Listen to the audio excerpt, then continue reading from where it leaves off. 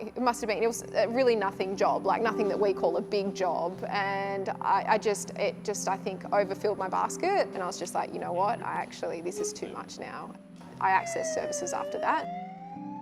I talked to a peer support officer, I talked to my manager, and I talked to my friends because I needed to start taking measures to stop that from happening. So New South Wales Ambulance has changed their approach to mental health because we now understand there's a huge amount we can do. So we do a lot with our people around coping strategies, as well as we now understand that people can recover at work. And lastly, when they are unwell, there's a whole smorgasbord of things that we can offer to support our people. The research that we did kind of indicated that most fireys in the first instance would turn to their mates, the people with whom they worked, for support.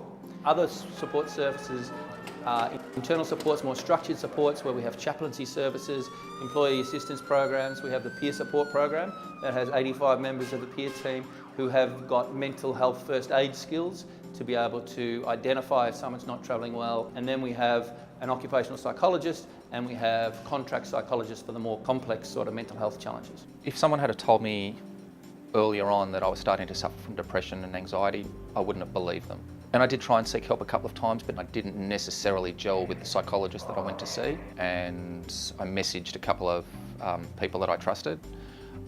One ended up ringing me straight away and I had a chat to them. She spent hours on the phone talking to me. Then she put in place things to help me get better. She moved me out of my current workplace into the health and safety branch. So I spent 10 months with them and also put me in contact with another psychologist. So through my recovery, I continued to work. I didn't want to sit at home. And ultimately it's not a life sentence anyway. So after 10 months, I managed to get back to what I was doing before. Since I've recovered, I've also travelled overseas. I won a Churchill Fellowship and I've won the Commissioner's Safety Award. If a police officer, irrespective of rank, is feeling overwhelmed or distressed in any way, it would depend on what was causing the distress, what pathway they could go down. So if they were unsure, they could speak with a police psychologist. They can do the same with a peer support officer to get that advice on what's available to them.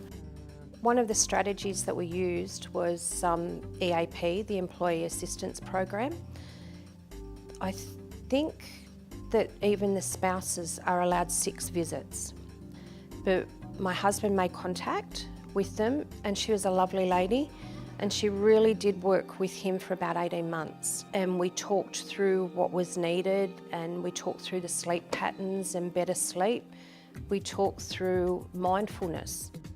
But a lot of the things came from within still, like the support of my husband's mates or colleagues that he worked with was unbelievable.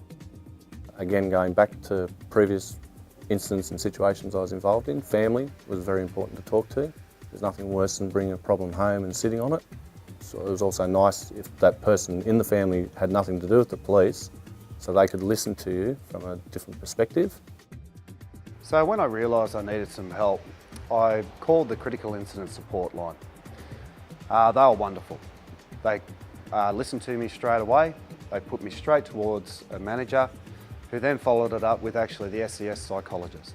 So what I'm doing currently at the moment to support myself and wellbeing with mental health is I see a trauma counsellor quite regularly and we talk about the critical incidents that I have accumulated over time doing road crash and other incidents. I'm also close contact with my doctor who's watching my medication and also seeing a psychiatrist. How we know these programs are working is because we're getting requests all the time to, can you present here, can we be part of this program? And again, it's not about saying people are not coping, it's about just checking in that what worked for them before is still working for them now.